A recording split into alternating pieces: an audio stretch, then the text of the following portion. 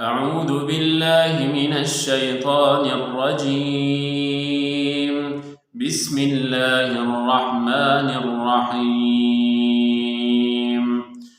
يوصيكم الله في أولادكم للذكر مثل حظ الأنثيين،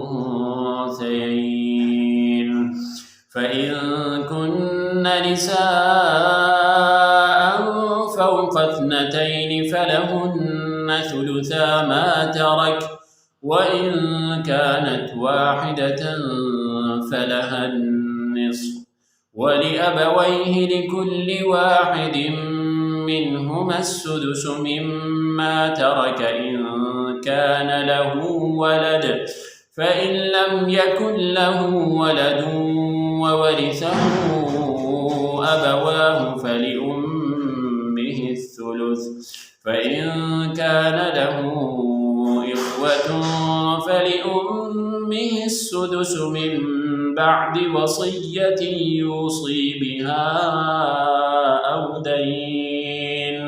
آباؤكم وأبناؤكم لا تدرون أيهم أقرب لكم نفعا، فريضة من الله، إن الله كان عليما حكيما.